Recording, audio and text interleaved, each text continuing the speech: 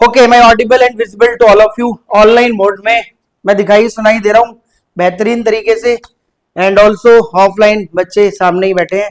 बाकी चैप्टर 5-6 के लिए आज हम मिल गए हैं। कल मैंने बोला था कि भाई चैप्टर 5-6 हम आज ओवर करेंगे, बस 2 चैप्टर का टारगेट ले रहे हैं आज, राइट। और 7-8 का नेक्स्ट क्लास जब भी होगी तब करेंगे टारगेट, राइट। एक बार आंसर कर दो ऑनलाइन मोड में, am I audible? Yes, okay okay, right right. तो पहले अभी ये चैप्टर स्टार्ट कर देते हैं, चैप्टर 5 और 6 for Indian politics, of Indian politics, right. IP chapter 5 और 6, आईपी का मतलब है इंडियन पॉलिटिक्स। ध्यान देना सभी, चैप्टर 1 टू चैप्टर 4 ऑलरेडी हम कल की क्लास में कवर कर चुके हैं।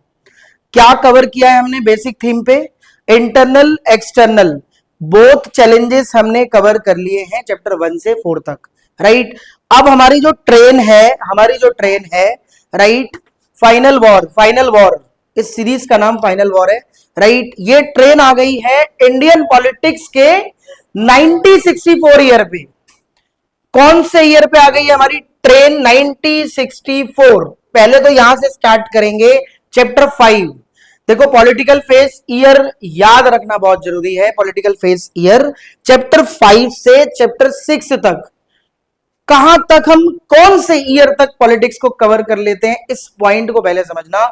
64 से हम कवर कर लेते हैं दोनों चैप्टर में 80 तक की इंडियन पॉलिटिक्स। तो अप्रॉक्स लगभग 16-17, आई गेस 15-16-17 इतने साल की जो पॉलिटिक्स रही थी वो चैप्टर 5-6 में कवर हो जाती है। इस बात को पहले समझ लो कि इन ईयर्स में भारत की राजनीति थी कैसी। यहां से 6 नंबर का क्वेश्चन आना तय है, पूरी गारंटी के साथ, पूरी गारंटी के साथ 6 मार्क्स क्वेश्चन आना यहां पे पूरी गारंटी के साथ तय है, राइट। तो पहले तो आज इस चीज को समझेंगे कि 1964 से 1980 तक की पॉलिटिक्स 64 से स्टार्ट करेंगे, और 64 से स्टार्ट हो जाता है हमारा चैप्टर नंबर 5, जिसका नाम क्या है? Challenges to restoration of Congress system. लो जी, शॉर्ट में लिख दिया मैंने अल्फाबेटिकली। इस चैप्टर का नाम है challenges to and restoration of Congress system, right. क्या नाम है? Challenges to and restoration of Congress system. Challenges to and restoration of Congress system.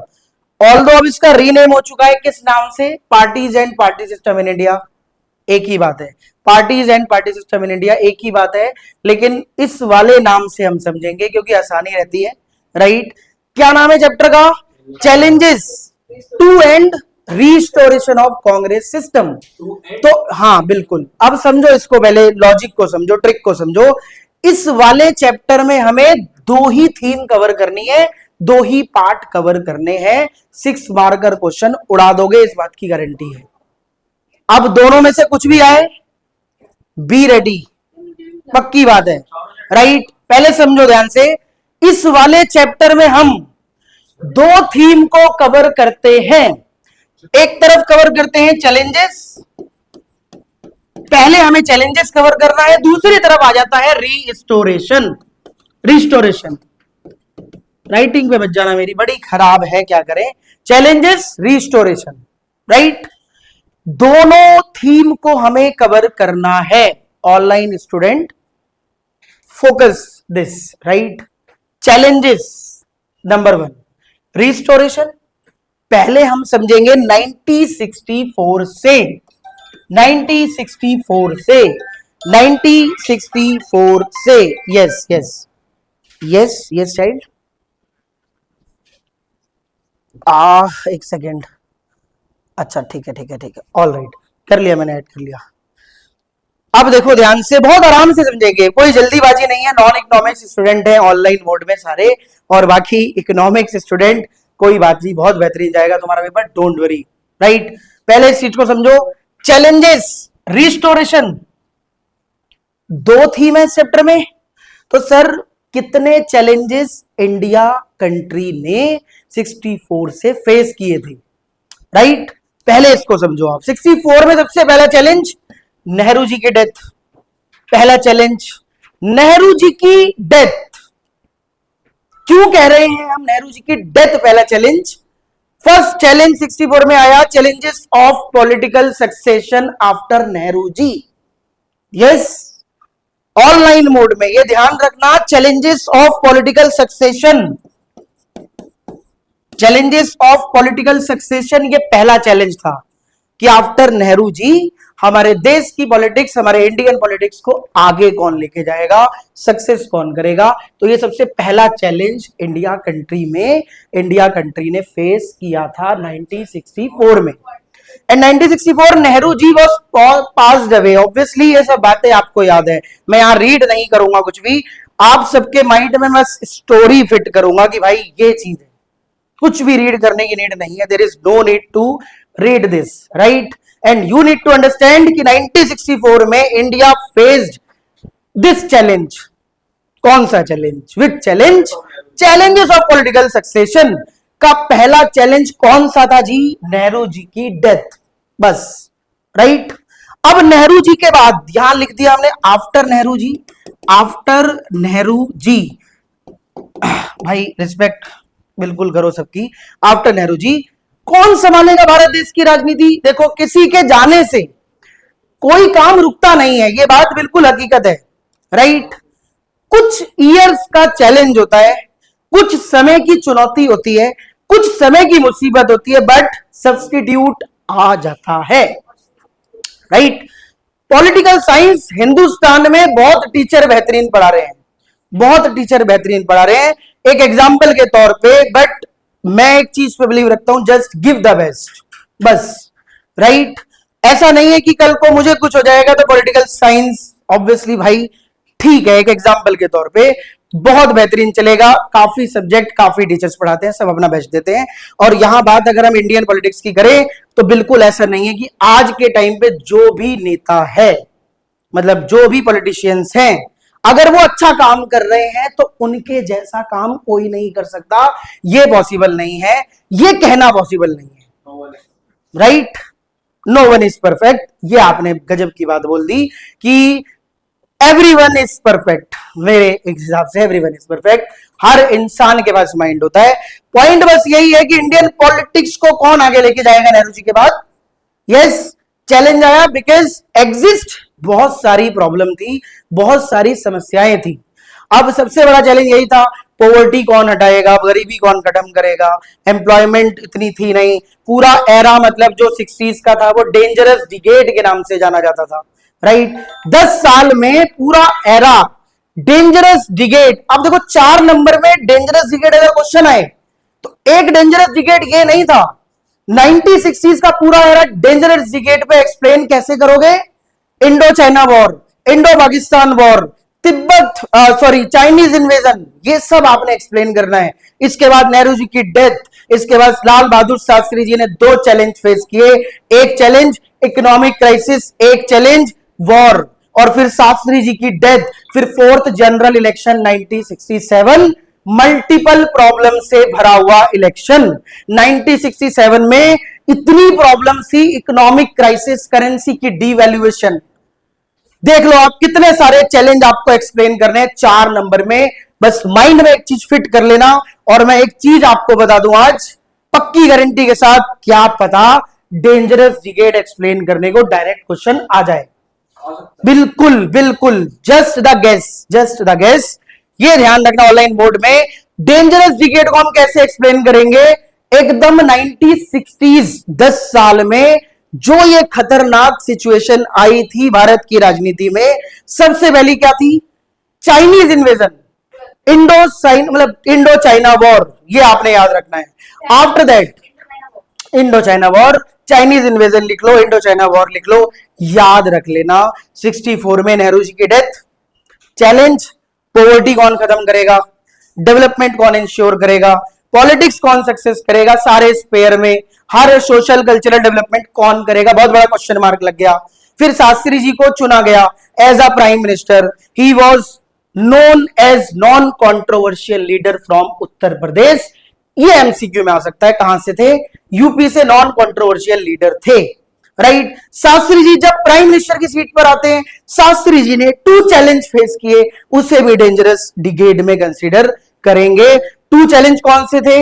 एक वॉर, एक इकोनॉमिक क्राइसिस, एक वॉर, एक इकोनॉमिक क्राइसिस, एग्रीकल्चरल डिक्लाइन हुआ, राइट, क्रॉप हार्वेस्ट नहीं हुई, मॉनसून फेल हो गया, इसके लिए उन्होंने नारा दिया जय जवान जय किसान। उसके बाद 1966 में भाई जब वो ताशकंद गए किसी रीजन की वजह से, वहां पे उनको बहुत से रीजन है, एग्जैक्ट रीजन तो नहीं पता किस वजह से उनकी डेथ हुई थी, बट द पॉइंट इज उनकी भी डेथ हो गई। ताशकंद एग्रीमेंट साइन करा दिया, इंडिया पाकिस्तान का वॉर रुक सके, रुक सके, रुक सके, इसलिए उन्होंने ताशकंद एग्रीमेंट उज्बेकिस्तान की कैपिटल ताशकंद से यूएसएसआर ब्रोकर, ब्रोकर था, एमसीक्यू में क्वेश्चन आ सकता है, 1966 के एंड में, सिंपल, ब्रोकर्ड बाय यूएसएसआर।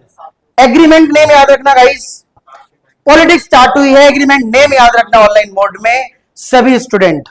66 के बाद ठीक भाई एक सबसे बड़ा चैलेंज आया डेंजरस डिकेड में, अब कौन संभालेगा? शास्त्री जी के बाद, शास्त्री जी के बाद भी क्वेश्चन मार्क लग गया, listen to me, mark my words, Shastri ji के बाद भी क्वेश्चन मार्क लग गया, बट अब इस टाइम पे दो पर्सन के बीच, फीमेल मेल कह सकते हैं, मैन वुमेन, दोनों के बीच इंटेंस कंपटीशन आ गया। मोरारजी देसाई, इंदिरा गांधी जी, इंदिरा गांधी जी को बस ये पहचान थी कि भाई वो नेहरू जी की डॉटर है, राइट, और ऊपर से ज्यादातर लोग कह रहे थे कि भाई ये क्या हो रहा है, इनको बना लो, उनको बना लो, पॉलिटिक्स में उथल पुथल मच गई, राइट, उथल पुथल मच गई। प्राइम मिनिस्टर की गद्दी अब कौन संभालेगा? शास्त्री जी के बाद। तो पार्लियामेंट में बैलेट पेपर पे इलेक्शन हुआ, यस, पार्लियामेंट में जब इलेक्शन हुआ तो इंदिरा गांधी जी के फेवर में मेजोरिटी में वोट पड़े, मेजोरिटी में वोट पड़े, और सबसे ज्यादा सपोर्ट किया सिंडिकेट ग्रुप ने, सबसे ज्यादा सपोर्ट किया सिंडिकेट ग्रुप में। अब मैं यहां रुकता हूं, अब मैं यहां रुकता हूं, तुम सबको एक ही बात याद दिलानी है, क्या? 1966 में, पहले मेरी बात सुनो, शास्त्री जी की डेथ हुई, राइट, और शास्त्री जी के बाद क्वेश्चन मार्क लगा प्राइम मिनिस्टर कौन बनेगा, तो कंपटीशन दो के बीच में आया, कोई कह रहा है मोरारजी देसाई, कोई कह रहा है इंदिरा गांधी, मतलब कोई क्या कह रहा है, ज्यादातर मोरारजी देसाई को एक्सपीरियंस है, सीनियर लीडर है, ये है वो है, ये सारी बातें हुई। फिर उसके बाद फाइनली ये डिसाइड किया गया इलेक्शंस करते हैं पार्लियामेंट में। पार्लियामेंट में जब इलेक्शंस हुए बैलेट पेपर के ऊपर, बैलेट पेपर पे जब इलेक्शंस हुए तो इंदिरा गांधी जी जीत गई और इंदिरा गांधी जी मतलब प्राइम मिनिस्टर बन गई शास्त्री जी के बाद। और 1 ईयर के बाद तो फोर्थ इलेक्शन होने ही थे 67 में, बट कम से कम एक साल कुछ महीनों के लिए तो बनाना पड़ेगा ना प्राइम मिनिस्टर। तो इंदिरा गांधी जी जब जीती तो उनको प्राइम मिनिस्टर बना दिया गया। और सबसे बड़ा फैक्टर इंदिरा गांधी जी को जिताने का सिंडिकेट ग्रुप, बहुत इन्फ्लुएंस लीडर, कांग्रेस का सिंडिकेट ग्रुप, इन्फ्लुएंस लीडरशिप उसमें बहुत थी। बहुत से लीडरों ने, कांग्रेस के बहुत से लीडरों ने इंदिरा गांधी जी को सपोर्ट किया 1966 में।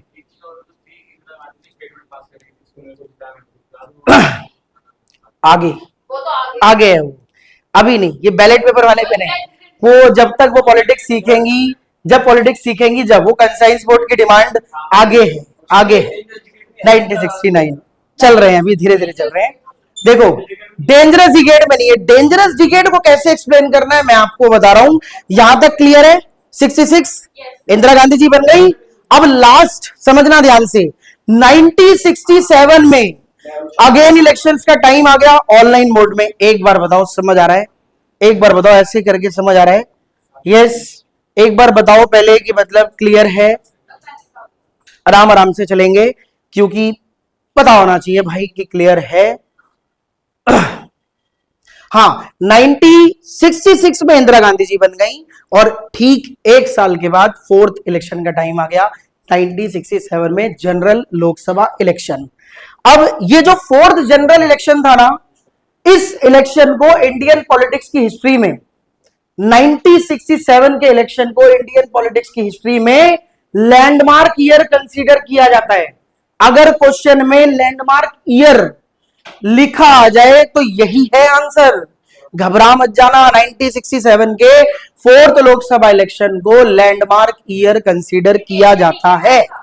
एग्जैक्टली आएगा, बिल्कुल आएगा। डेंजरस डिकेड में 1960 सब आएगा, डेंजरस डिकेड में 1969 तक का सारा मतलब सब कुछ आएगा जो जो सिचुएशन फेस की गई थी।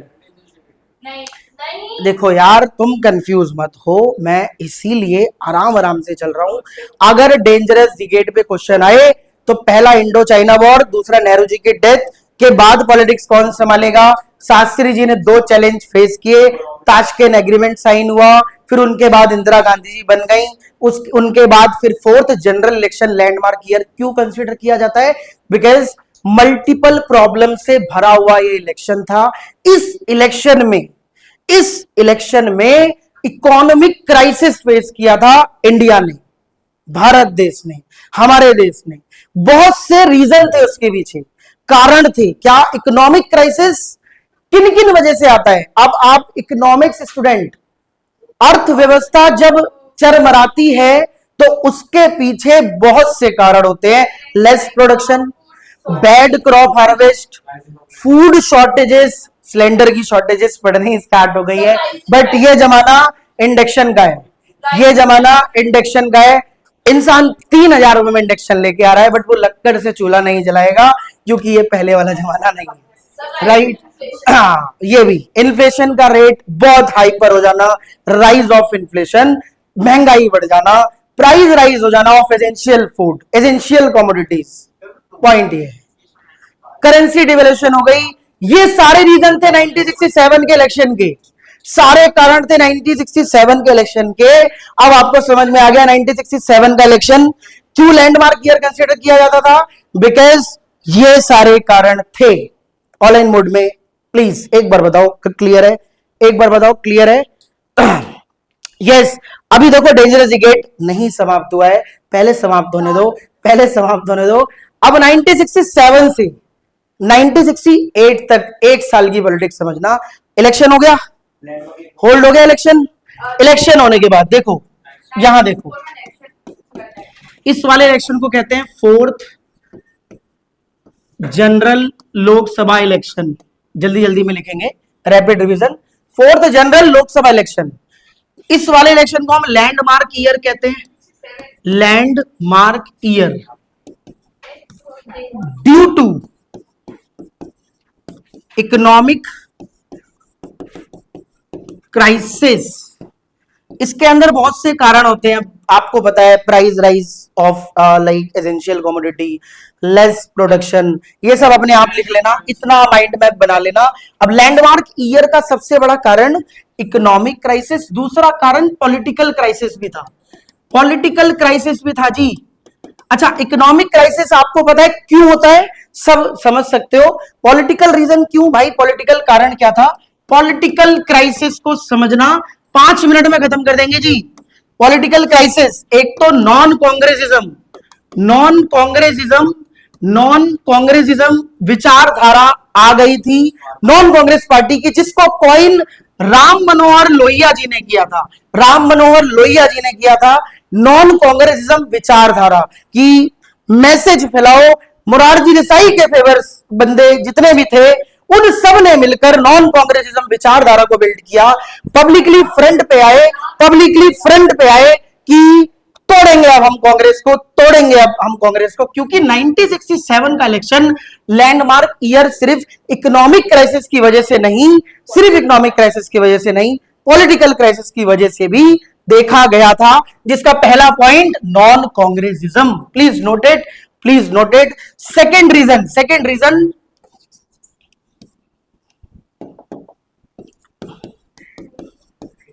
इलेक्टोरल वर्डिक्ट ने ना एकदम earthquake, political earthquake, electoral verdict ने भाई पॉलिटिकल अर्थक्वेक फेस करा दिया, पॉलिटिकल अर्थक्वेक फेस करा दिया इलेक्टोरल वर्डिक्ट ने।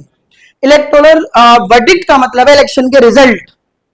पॉलिटिकल अर्थक्वेक बिकॉज कांग्रेस ने मतलब बहुत दम डाली थी लास्ट के इलेक्शंस में, फर्स्ट सेकंड थर्ड। ऐसा क्या हुआ जो 4th इलेक्शन में कांग्रेस रिड्यूस मेजॉरिटी पे आके खड़ी हो गई, पॉलिटिकल क्राइसिस एक्सप्लेन कर रहा हूं, क्योंकि 6 मार्कर में कब कौन सा क्वेश्चन क्या आ जाए बिल्कुल नहीं पता। स्टोरी फिट होगी ना, स्टोरी फिट होगी, पक्का बैंड बजा दोगे, मैं गारंटी ले रहा हूं।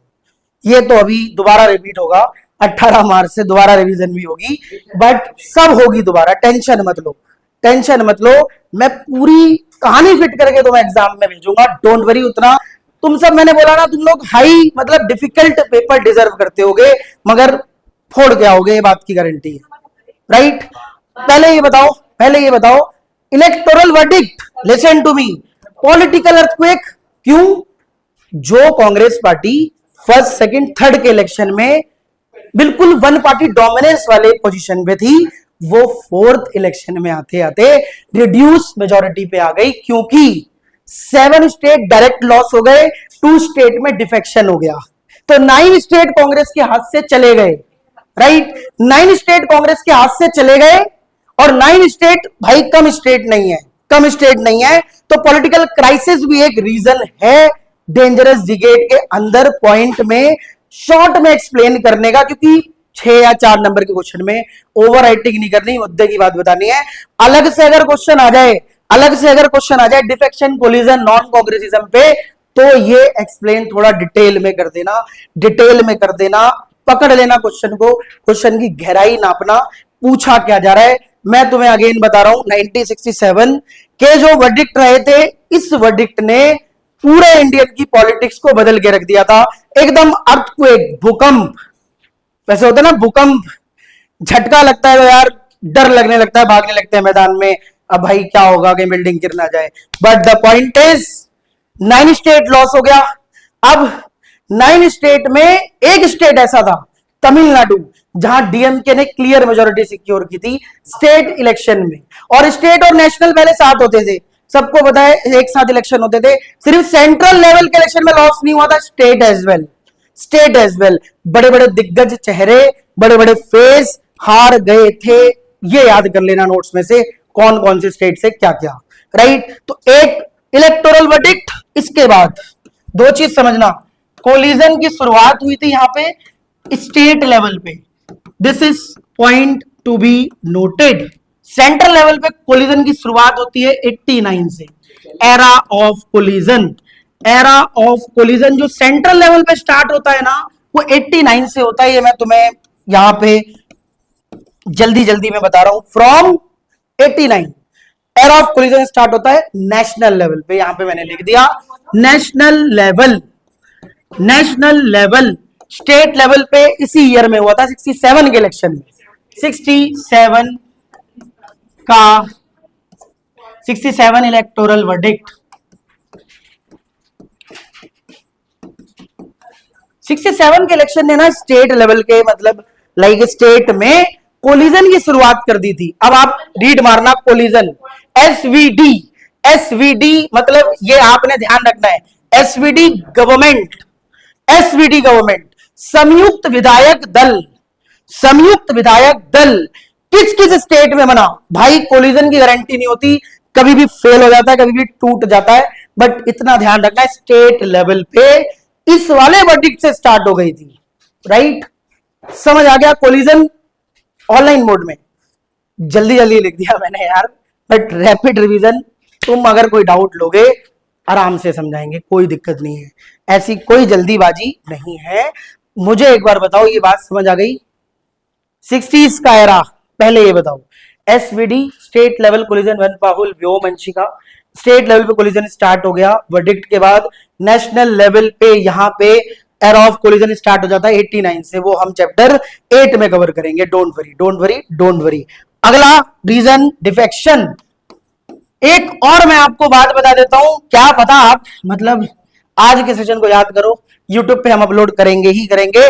अब सुनो, डिफेक्शन से आया राम गया राम का जो डायग्राम है, क्या पता वो आ जाए, आया राम गया राम का जो मतलब आया राम गया राम, चौधरी गयालाल जी फ्रॉम हरियाणा, उनका नाम था, उन्होंने बहुत बार थ्राइस 3 बार पार्टी चेंज करी, राइट? 3 बार पार्टी चेंज करी कांग्रेस से, भाई कौन से फ्रंट? यूनाइटेड फ्रंट नहीं, फ्रंट का नाम याद नहीं आ रहा, फ्रंट का मतलब नहीं, नेशनल फ्रंट नहीं, कांग्रेस से किसी फ्रंट में ज्वाइन किया, फिर उसमें कांग्रेस में आए, फिर कांग्रेस से किसी फ्रंट में ज्वाइन किया, थ्राइस यानी 3 बार इन्होंने बहुत कम टाइम में पार्टी चेंज करी। डिफेक्शन का मतलब क्या होता है? दल बदल देना। नहीं, अभी देख लेना नोट्स में यार फ्रेंड, डोंट वरी, मैं गेस कर रहा हूं, हैशटैग, हैशटैग एग्जाम में कार्टून आ सकता है, हैशटैग, हैशटैग कोई दिक्कत नहीं।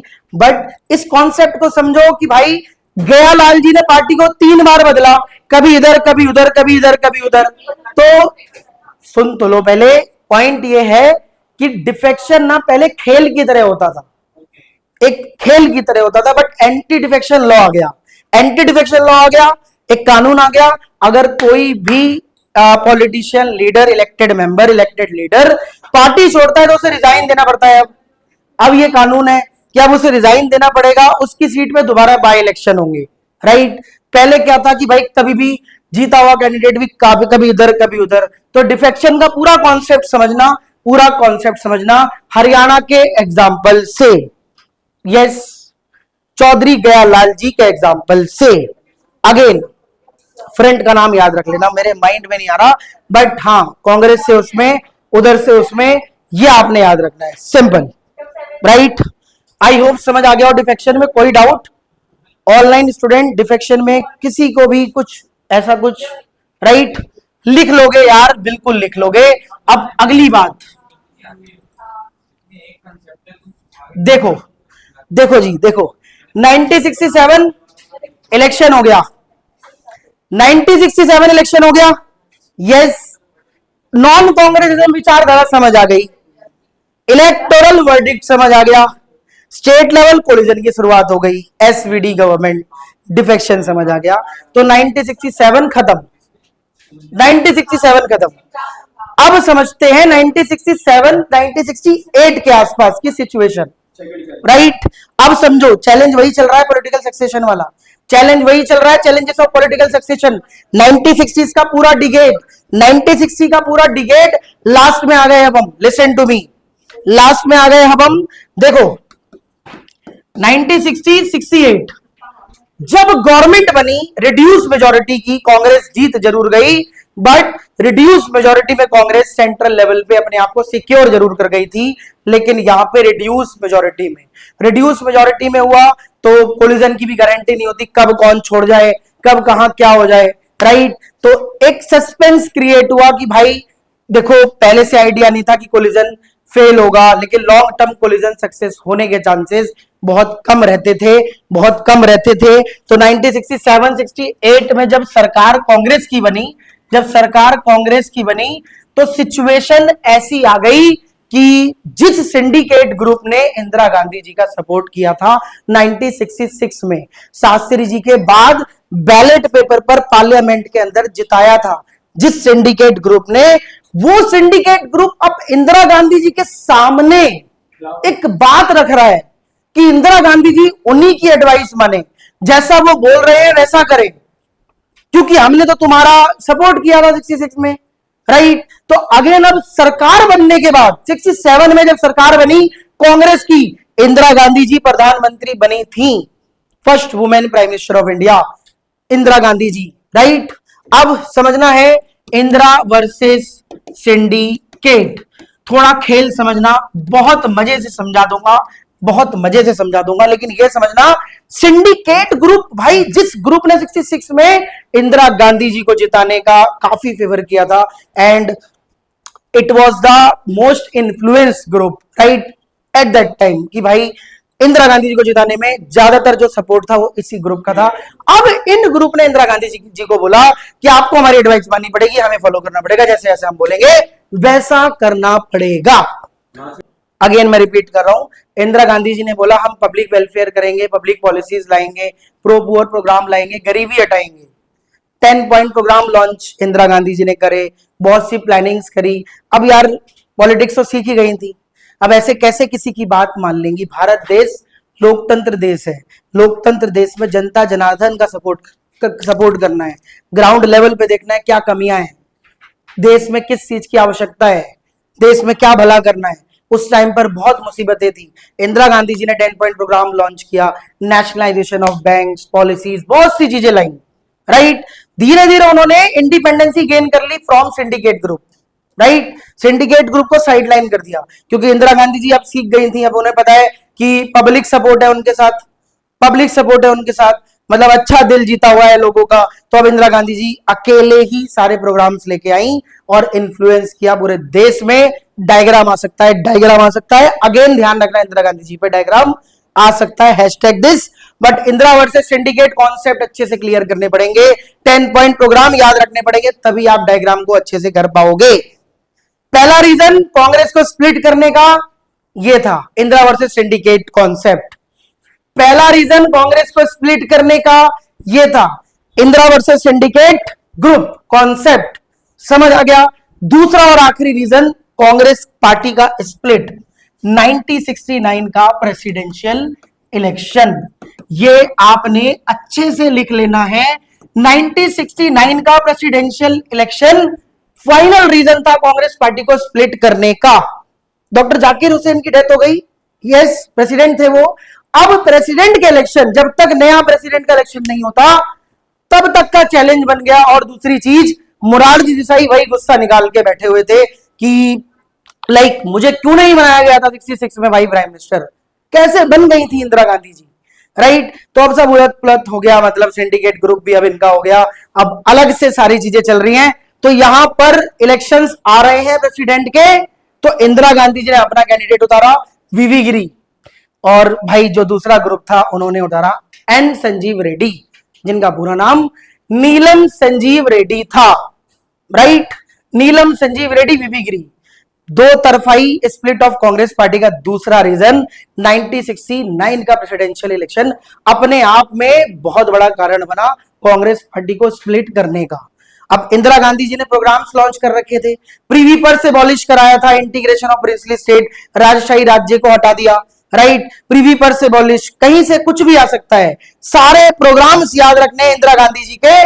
दूसरा, नीलम संजीव रेड्डी जो दूसरे ग्रुप के मेंबर थे, वो कंटिन्यूअसली भाई अब क्या चलेगा, अब प्रेसिडेंट का इलेक्शन है, अब देखते हैं क्या होता है। तो यहां पे जो दूसरा ग्रुप था, मतलब कांग्रेस पार्टी के जो प्रेसिडेंट थे, प्रेसिडेंट का नाम S Nijalingappa, S Nijalingappa Congress party के president, S Nijalingappa Congress party के president.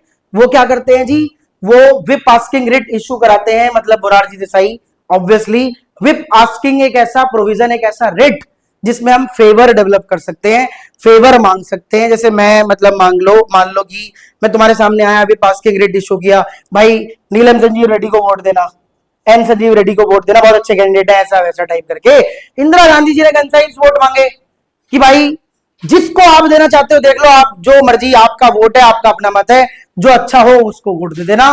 Conscience vote Indira Gandhi ji ने मांगे, और जब इलेक्शन हुआ प्रेसिडेंट का, फाइनली फाइनली फाइनली वीवी गिरी, मैसिव विक्ट्री होती है, मैसिव विक्ट्री, बहुत तगड़ी जीत होती है वीवी गिरी की, इंदिरा गांधी जी के कैंडिडेट की प्रेसिडेंट बना दिए जाते हैं। और जब वो प्रेसिडेंट बनते हैं तो कांग्रेस पार्टी का ना फाइनल स्प्लिट हो जाता है, कांग्रेस पार्टी टू पार्ट में डिवाइड हो जाती है, कांग्रेस ओ, कांग्रेस आर। ऑफिशियली 1969 के प्रेसिडेंशियल इलेक्शन के बाद ऑफिशियली कांग्रेस आर और कांग्रेस ओ में डिवाइड हो गई। ओ वाली मोरारजी देसाई, ओल्ड वाली पुरानी कांग्रेस, मजबूत कांग्रेस, राइट।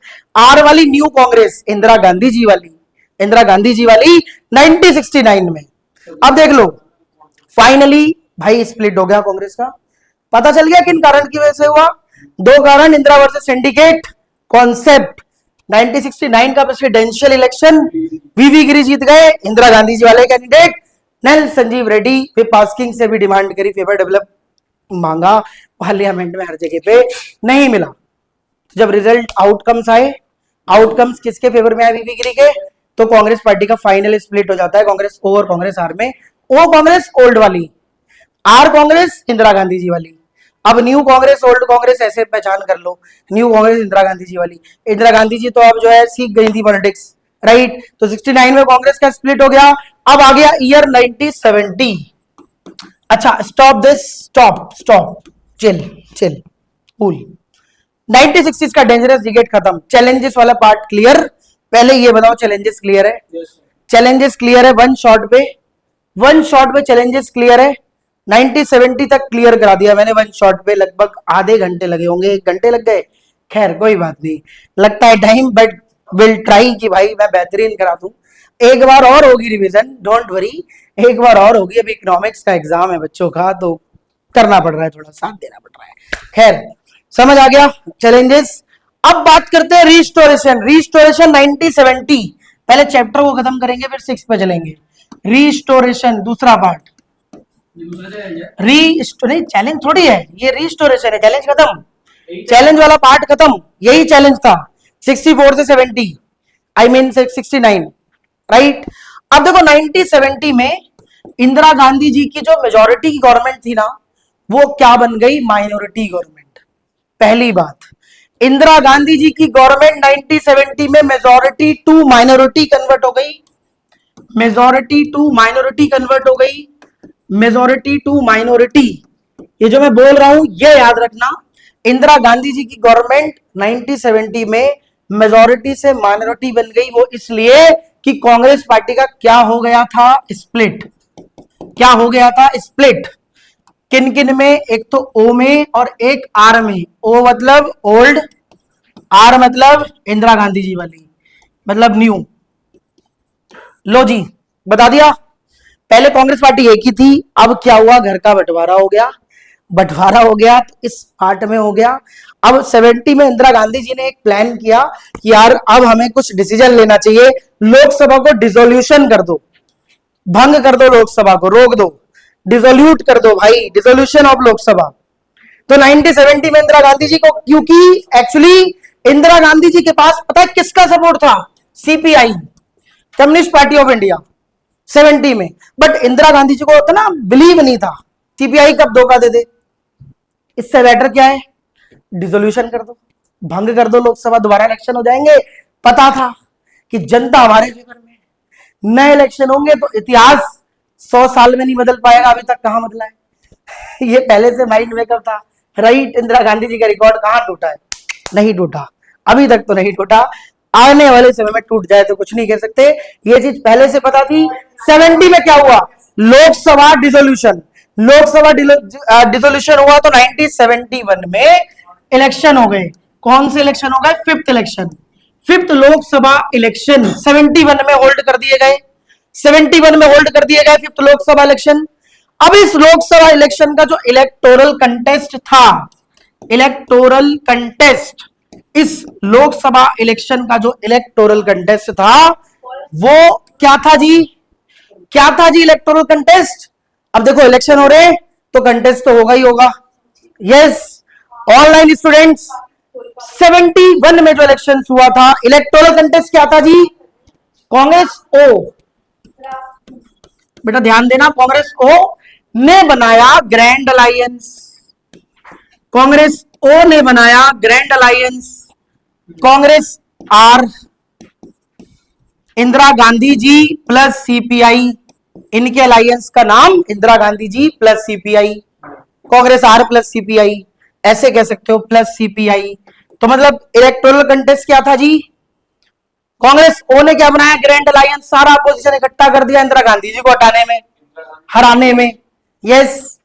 अब इंदिरा गांधी जी ने अलायंस का नाम क्या था, कांग्रेस आर प्लस सीपीआई। कई बार ऐसे क्वेश्चन आ जाते हैं कॉम्पिटेंसी बेस्ड, थोड़ा माइंड मेकअप कर लेना, माइंड मेकअप कर लेना। अब ये इलेक्टोरल कंटेस्ट है, इलेक्टोरल कंटेस्ट में मुद्दा क्या है, मुद्दा क्या है, ये पता क्या कह रहे हैं, क्या कह रहे हैं, इंदिरा हटाओ, ये क्या कह रहे हैं, गरीबी हटाओ। अब बताओ, एज अ इंडियन सिटीजन मैं आ गया और भाई मैं 71 में एक इंसान था, ठीक है यार, ये बात तो कर रहे हैं गरीबी हटाओ, देश में गरीबी ज्यादा है, तो जो गरीबी हटाने की बात करेगा अच्छा वो है, अच्छा वो है। दूसरा नेहरू जी की बेटी, तीसरा कितने क्राइसिस से निपट के आए हैं, बहुत से माइंड में थॉट से एज अ इंडियन सिटीजन। तो भाई जो गरीबी हटाने की बात करेगा ना, जो दलित लोगों का फेवर करने की बात करेगा, सब कम्युनिटी की फेवर की बात करेगा, उसे देंगे ना वोट, उसे देंगे ना वोट भाई। कंटेस्ट, इंदिरा गांधी जी स्ट्रेटेजी, इंदिरा गांधी जी की स्ट्रेटेजी क्या थी, हम गरीबी हटाएंगे जी, हम ग्राउंड लेवल से काम करेंगे, दलित का फेवर करेंगे, हर कम्युनिटी का फेवर करेंगे, कोई ऐसा कुछ नहीं, राजनीति नहीं, प्रो पुअर प्रोग्राम लेके आ रहे हैं भाई, रिमूव पॉवर्टी, राइट। इधर ये बात कर रहे हैं इंदिरा हटाओ, तो कैची स्लोगन किसका, इंदिरा गांधी जी का, कैची स्लोगन किसका? इंदिरा गांधी जी का। कांग्रेस पार्टी की रीस्टोरेशन 71 की रीस्टोरेशन, कैची का मतलब इंपैक्ट, इंपैक्ट वाला स्लोगन, वो वाली नहीं कैची, ठीक है।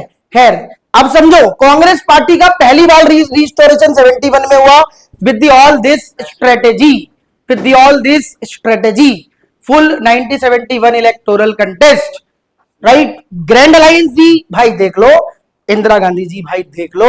अब जब सारी चीजें हो गई, परिणाम किसके फेवर में आए? इंदिरा गांधी जी के फेवर में। रिकॉर्ड तोड़ दिया भाई, सिर्फ मात्र 16 सीट आई इनके पास, बाकी इनके पास आई, जीत गए। तो Congress party challenge to and restoration of Congress system, chapter 5 खत्म हो गया है। इस चैप्टर में क्या पढ़ा है आपने? वेट, पहले कंक्लूजन कर लेते हैं, फिर रोकेंगे, 2-4 मिनट का ब्रेक देंगे। पहले सुनो कंक्लूजन।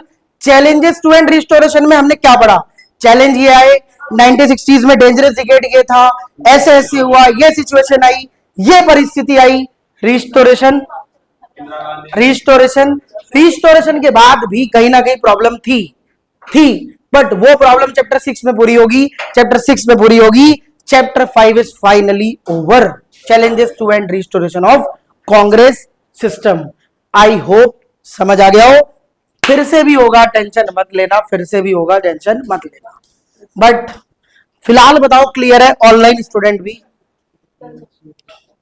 ओके। स्टार्ट करते हैं चैप्टर नंबर 6, इसको भी खत्म करते हैं। सुनो ध्यान से पहले everyone, chapter number 6, chapter number 6 that is the crisis of democratic order, the crisis of democratic order, the crisis of democratic order. दे दो, वही रख दो, कोई नहीं, देखो जी, चैप्टर नेम क्या है? Democratic order crisis, I mean democratic crisis, I mean democratic crisis. अब इस चैप्टर का जो मतलब ईयर है, इस चैप्टर का ईयर कौन सा है जी? 1973 टू 1980, इस चैप्टर का ये ईयर है, इस चैप्टर का ये ईयर है एग्जैक्ट, ध्यान रखना, 73 से 80। The crisis of democratic order, इसको हम डेमोक्रेटिक रिसर्जेंस भी कहते हैं। अब रीनेम हो चुका है डेमोक्रेटिक रिसर्जेंस में, बट इससे याद कर लेना अच्छा रहेगा कि हिंदुस्तान की पॉलिटिक्स में, इंडियन पॉलिटिक्स में डेमोक्रेटिक क्राइसिस का जो ईयर था, डेमोक्रेटिक क्राइसिस का जो ईयर था वो ये था, वो ये था। इंडियन पॉलिटिक्स में डेमोक्रेटिक क्राइसिस का ईयर ये था। 71 के बाद 72 तक, बस ज्यादा से ज्यादा, हाँ 1 लिख दो, कोई दिक्कत नहीं। अब देखो, गवर्नमेंट बन गई इंदिरा गांधी जी की, तो डेमोक्रेटिक क्राइसिस देखा गया। अब क्राइसिस का रीजन क्या था, सब कुछ पढ़ेंगे ना, सब कुछ पढ़ेंगे हम। लोकतंत्र पे खतरा आ गया, कैसे आया, क्या कारण था, सब कुछ, राइट। अब देखो, इस चैप्टर को आपने, इस चैप्टर को आपने कैसे पढ़ना है? लिसन टू मी, इस चैप्टर को पढ़ते वक्त पहले लिख देना डेमोक्रेटिक क्राइसिस, डेमोक्रेटिक क्राइसिस। इस चैप्टर को पढ़ते वक्त हेडिंग डालना डेमोक्रेटिक क्राइसिस। अब ये जो डेमोक्रेटिक क्राइसिस आया, इसके बिहाइंड, इसके बिहाइंड, बेटा ध्यान से समझो, इसके बिहाइंड क्या कारण है? अब इमरजेंसी के 2 पिलर्स हैं, एक पिलर है बैकग्राउंड, एक है declaration of emergency, EMG with consequence plus consequence. बस ये समझो पहले, चैप्टर पढ़ते वक्त ध्यान रखना इन बातों को, मेरी राइटिंग पे बस मत जाना। डेमोक्रेटिक क्राइसिस, इमरजेंसी, सबसे बड़ा बेंचमार्क इस चैप्टर का। इमरजेंसी का बैकग्राउंड 1973 से 1975, इमरजेंसी का बैकग्राउंड का जो ईयर था वो यही था। इमरजेंसी का बैकग्राउंड का ईयर 73 से 75, डिक्लेरेशन का ईयर 77। लो जी, ऑनलाइन स्टूडेंट इसे ध्यान रखना कि डेमोक्रेटिक क्राइसिस इमरजेंसी की वजह से, राइट, इमरजेंसी में बहुत से मिसयूजेस हुए थे, अभी बताऊंगा, डोंट वरी। इमरजेंसी के पहले का बैकग्राउंड और डिक्लेरेशन, मतलब डिक्लेयर होने के बाद का कॉन्सिक्वेंस के साथ बताऊंगा 75 से 77। Clear? Clear? Yes online student, ये तुम्हें दिख रहा है साफ? ये दिख रहा है? ऐसे पढ़ना है, ये वाला चैप्टर ऐसे पढ़ना है गाइस, ठीक है? अब सुनो ध्यान से, एक बात और सुनना भाई, बैकग्राउंड में ना, मतलब अच्छे से मैं तुम्हें लिख देता हूं, अच्छे से लिख देता हूं, मतलब मैं साफ साफ लिख देता हूं, लिसन टू मी। अब देखो, declaration of emergency, declaration of emergency, declaration of emergency, EMG, declaration of emergency, declaration of emergency and background. भाई बैकग्राउंड तीन फैक्टर, तीन फैक्टर बैकग्राउंड के अंदर। पहला फैक्टर क्या था जी? Economic situation, economic situation, protest from Gujarat and Bihar, short में conflict with judiciary, conflict with judiciary. बेटा ध्यान रखना, मतलब एक ही बात, 1973 से 1975 के बीच 3 इवेंट देखे गए थे, 3 इवेंट्स देखे गए थे, जिसको बैकग्राउंड टू इमरजेंसी भी कहते हैं, बैकग्राउंड ऑफ इमरजेंसी। उसके पीछे ये तीनों कारण थे। याद रखना, इकोनॉमिक सिचुएशन वर्ष किन वजह से गई थी? Price rise of essential commodity, Bangladesh crisis, hyper inflation का रेट, महंगाई का रेट बढ़ जाना, राइट, और पॉलिटिकल क्राइसिस, बहुत से ऐसे कारण यहाँ पे आए थे। रीड कर लोगे समझ आ जाएगा। अब गुजरात का प्रोटेस्ट यही इसी कारण को लेके स्टूडेंट ने मिलकर मूवमेंट किया, प्राइस राइज को लेके। बिहार का भी सेम। अब दोनों के लीडर याद रखना, गुजरात के मतलब अपोजिशन के लीडर, उन्होंने मौके पे चौके मारने का प्रयास किया, मूवमेंट ज्वाइन किया स्टूडेंट का मोरारजी देसाई ने। और बिहार के जेपी नारायण टोटल रेवोल्यूशन लाने वाले, राइट, टोटल रेवोल्यूशन लाने वाले। तो दोनों अपना याद रख लेना। Conflict with judiciary, conflict with judiciary में 3 कॉन्स्टिट्यूशन इश्यूज, फंडामेंटल राइट ऐसे कोई अब्रिज नहीं कर सकता, वो right to property, right to property को अब लीगल राइट कर दिया गया है, एक एग्जांपल के तौर पे। 3 कॉन्स्टिट्यूशन इश्यूज। दूसरा, चीफ जस्टिस की अपॉइंटमेंट। जुडिशरी पार्लियामेंट में जो कॉन्फ्लिक्ट होता है ना, इन दोनों कारण की वजह से। चीफ जस्टिस की अपॉइंटमेंट, इंदिरा गांधी जी की सरकार ने अमितनाथ रे उनको अपॉइंट करा दिया था, जबकि 3 सीनियर जज में से कोई एक CJI अपॉइंट होता है। रूल को तोड़ दिया था यहाँ पे, तभी तो कॉन्फ्लिक्ट विद जुडिशरी देखा गया। इन तीनों कारण की वजह से ये सिचुएशन आ गई इमरजेंसी डिक्लेयर करने की। मतलब इन तीनों कारण की वजह से ये वाली सिचुएशन आ गई थी। Simple. JP Narayan, Jayaprakash Narayan, right, total revolution लाने वाले यही थे। बैकग्राउंड अच्छे से पढ़ लेना। इसके बाद डिक्लेरेशन में आप ध्यान रखना, 12 जून 1975, 25 जून 1975। देखो 12 जून को क्या था, इंदिरा गांधी जी के अगेंस्ट में जजमेंट आई थी। जस्टिस जगमोहन लाल सिन्हा, जस्टिस जगमोहन लाल सिन्हा इलाहाबाद हाई कोर्ट से जजमेंट देते हैं। इंदिरा गांधी जी के रायबरेली सीट पर इलेक्शन, MP, वो MP थी, वहां से कांग्रेस का गढ़ माना जाता है, वहां से इलेक्शन इनवैलिड कर दिए। और किसके मतलब किसने केस फाइल किया था, किसने केस फाइल किया था इंदिरा गांधी जी के इसके अगेंस्ट में, कि इंदिरा गांधी जी गवर्नमेंट की मशीनरी पर्सनलाइज यूज कर रही हैं, गवर्नमेंट अपने एडवर्टाइजमेंट पर्सनल कैंपेनशिप चलवा रही हैं रायबरेली सीट पे, सारे रिसोर्सेज को पर्सनली यूज कर रही है। मतलब वो देश की प्रधानमंत्री है बट वो कर पर्सनली रही है, राइट। तो राजनारायण जी ने ये केस फाइल किया था, नाम याद रखना, राजनारायण जी ने। जस्टिस जगमोहन लाल सिन्हा जी ने 12 जून 1975 जजमेंट दी थी। जजमेंट कब आई थी ये बात याद रख लेना। फाइनली इंदिरा गांधी जी के अगेंस्ट में रामलीला ग्राउंड, पार्लियामेंट, हर जगह पर भाई इंदिरा जी रिजाइन करो, रिजाइन करो, रिजाइन करो, ऐसे आंदोलन स्टार्ट हुए। फाइनली इंदिरा गांधी जी को इमरजेंसी की पावर यूज करने के अलावा कुछ दिखा नहीं, क्योंकि सारी जनता जनार्दन अगेंस्ट में उतर आई। तो इंदिरा गांधी जी ने प्रेसिडेंट को बोला कि अब तो हमें डिक्लेयर करनी पड़ेगी, इमरजेंसी प्रोक्लेम करनी पड़ेगी। फखरुद्दीन अली अहमद भाई प्रेसिडेंट थे इस टाइम के, फखरुद्दीन अली अहमद, याद रखना 25 जून 1975 को इमरजेंसी डिक्लेयर कर दी गई। और इमरजेंसी डिक्लेयर करने के बाद कॉन्सिक्वेंस ध्यान रखना, कुछ ठीक थे कुछ गलत भी थे, ऑब्वियसली बहुत सी चीजों का मिसयूज भी हुआ था, बट पॉइंट ये है कि इमरजेंसी पे एक प्रोविजन है कॉन्स्टिट्यूशन का, लगने के बाद, डिक्लेयर होने के बाद यूनियन गवर्नमेंट पे पावर्स आ जाती है, यूनियन गवर्नमेंट पे पावर्स आ जाती है। ऑल्सो सारी चीजें सस्पेंड हो जाती है, फंडामेंटल राइट्स भाई हट जाते हैं, बहुत सी चीजें। रीड मारना, कॉन्सिक्वेंस अच्छे से समझ में आ जाएगा। Lessons learn from the emergency, एक बार रीड कर लेना क्या क्या चीजें इमरजेंसी से सीखने को मिली थी।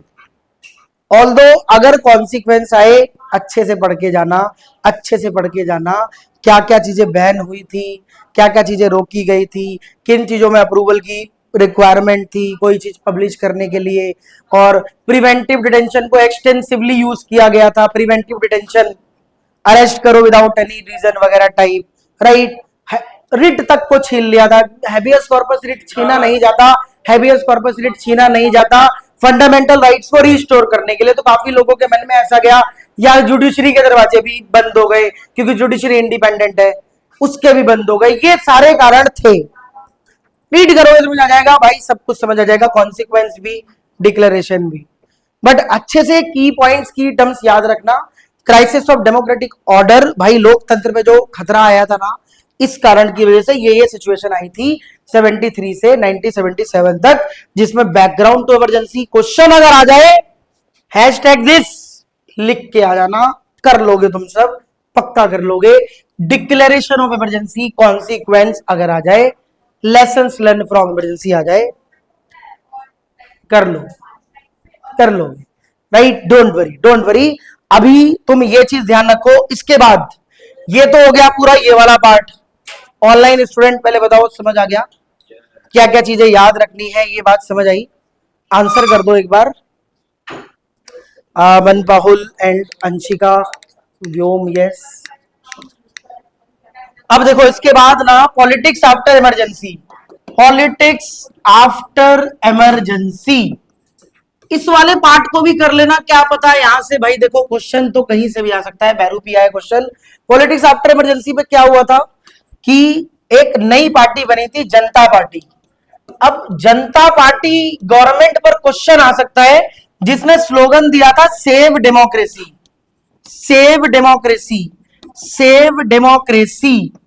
जनता पार्टी ने, मतलब ये जनता पार्टी सारा अपोजिशन इकट्ठा कर देती है। जनता पार्टी सब अपोजिशन को इकट्ठा करने के बाद जनता गवर्नमेंट बनाने का प्रयास करती है। पहले तो इलेक्शन हुए 77 में, वोटिंग्स हुई, वोटिंग्स में पहली बार कांग्रेस हारी, पहली बार कांग्रेस हार गई। अच्छा, कांग्रेस इंडियन पॉलिटिक्स में कब हारी थी? 1977 का इलेक्शन, 1977 का लोकसभा इलेक्शन कांग्रेस के फेवर में नहीं आया था, बिकॉज बहुत से कारण यहां पर थे, बहुत से कारण यहां पर थे, राइट। अब समझो यहां पे जनता पार्टी जो जीती, इसने सेव डेमोक्रेसी का एक बहुत बड़ा वो किया, डेमोक्रेसी को सेव रखना, अपोजिशन इकट्ठा हो गया, बहुत से रीजन थे, और जनता गवर्नमेंट जीत गई, जनता गवर्नमेंट बन गई। पहली बार कांग्रेस हार गई। अब देखो जीतने के बाद भी जनता पार्टी के अंदर ये नहीं था कि हमें जनता ने सपोर्ट किया है और हमारी पार्टी का नाम जनता पार्टी है, तो किसी एक को बना के टिका देते हैं, अच्छे लीडर को प्राइम मिनिस्टर, जैसे मोरारजी देसाई को बनाया, बट 3 लीडर में, 3 कैंडिडेट में कंपटीशन बन गया। तीनों ने सपोर्ट ही इसीलिए किया था कि मुझे बनाएंगे प्रधानमंत्री। चौधरी चरण सिंह कह रहे हैं मुझे बनाएंगे, मोरारजी देसाई पहले से सोच के बैठे कि अब तो बन ही जाऊंगा। तीसरे कौन बचे? जगजीवन राम, भाई मुझे बनाएंगे। तो अलग अलग स्टेट से थे, तो जब तीनों ने मिलकर सपोर्ट किया, जनता पार्टी जीत गई। 3 तो प्रधानमंत्री बनेंगे नहीं, बनेगा तो एक ही। तो उसी में क्या हुआ कि जनता पार्टी 18 महीने, 24 महीने, लगभग इससे भी कम टाइम में जनता पार्टी फॉल हो गई। फाइनली 1980 तक भी ढंग से नहीं चला पाई सरकार, पूरे 5 साल नहीं चला पाई, खिचड़ी पकती रही, बट मोरारजी देसाई को प्राइम मिनिस्टर बना दिया गया था। इसलिए चौधरी चरण सिंह सब लोग मतलब सपोर्ट विड्रॉ कर गए, जनता पार्टी से अपने एमपी ले गए तो मेजोरिटी से सरकार बिल्कुल माइनॉरिटी में आ गई। अब माइनॉरिटी में आ जाएगी तो बिल्कुल ही टूटेगी। कहां से बनेगी? फिर 1980 में जनता पार्टी का जब फॉल हुआ तो second time restoration of Congress party.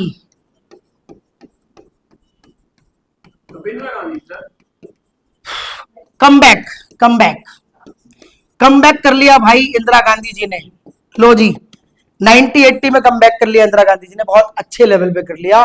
Second time Indira Gandhi जी की गवर्नमेंट, कांग्रेस पार्टी का रिस्टोरेशन 1980 में देखने को मिला। 1980 में देखने को मिला। 1980 में दोबारा कांग्रेस आ गई, सब दोबारा वही हो गया। समझ आ गया? यस, सब वही हो गया। अब देखो मैंने तुम्हें बताया था चैप्टर 5-6 में 1964 से 1980 तक की पॉलिटिक्स है, राइट? कुछ भी नहीं है, बहुत आराम से पढ़ना। इमरजेंसी का बैकग्राउंड, सारे मतलब सब पॉइंट्स इंट्रो के साथ, डिक्लेरेशन ऑफ इमरजेंसी के डेट्स, कब कौन सी सिचुएशन आई थी याद रखना, जजमेंट आई थी, क्या कारण था, उसके बाद भाई पॉलिटिक्स आफ्टर इमरजेंसी। देखो कॉन्सिक्वेंस, लेसन्स लर्न रीड कर लेना, समझ आ जाएगा, राइट? बाकी देखो इवेंट जो बैकग्राउंड में थे ना, इकोनॉमिक सिचुएशन के कारण वगैरह, वो रीड करो, बहुत बेहतरीन समझ आएगा। बट मैंने तुम्हें बता दिया कि देखो जो डेमोक्रेटिक क्राइसिस आया था ना, उसके पीछे एक कारण नहीं था, मल्टीपल कारण थे। इंदिरा गांधी जी ने जिस हिसाब से प्लानिंग की थी ना, मतलब जिस हिसाब से उनकी पॉपुलैरिटी राइज हुई थी, कब? 1967 के बाद, एकदम से 67 के बाद इंदिरा गांधी जी पॉपुलर हो गई थी among the all citizens of India, मतलब लगभग जनता के बीच में। उनके बाद जब उन्होंने एक स्लोगन दिया गरीबी हटाओ, बट वो पूरा नहीं कर पाई और इवनली गवर्नमेंट के रिसोर्सेज को पर्सनलाइज यूज करने लगी, थोड़ा सा वहां पे नेगेटिव इंटेंट गया। मतलब बहुत सी चीजें ऐसी हुई कि अपोजिशन को लाइक मौका मिल गया अब इंदिरा गांधी जी कांग्रेस पार्टी को कंप्लीट हराने में। ये मौका 67 में उस लेवल पे नहीं मिला था, यहां पे जो मिला था वो अलग मिला था। इसलिए इस चैप्टर का नाम the crisis of democratic order है। बाकी no need to worry guys, एक बार ये रिवाइज करना, अच्छे से करना, डिटेल नोट से करना हमारे, फिर भी ये चैप्टर पढ़ाया जाएगा, फिट होगा बिल्कुल माइंड में, भूल ही नहीं पाओगे कभी भी, राइट? कभी भी नहीं भूल पाओगे। पहले ऑनलाइन स्टूडेंट एक बार बताओ क्लियर है? Any doubt? Anyone else? किसी का कोई डाउट्स? ये बताओ पहले, एनीवन एल्स? पहले ये बताओ, समझ आ गया चैप्टर 5-6। अब देखो 7-8 आज तो नहीं, नेक्स्ट जब भी होगी क्लास अपडेट हो जाएगी। देखो 1 to 6 इंडियन पॉलिटिक्स कंप्लीट, 7-8 भी कंप्लीट करेंगे स्टोरी सेशन में इसी, फिर WP पे आएंगे world politics. Don't worry, world politics तो 2 ही सेशन में हो जाएगा, 2 ही सेशन में हो जाएगा, राइट? कोई ऐसी बात नहीं है। Anyone else? पहले मुझे ये बताओ, किसी का कोई डाउट अभी फिलहाल यहाँ पे?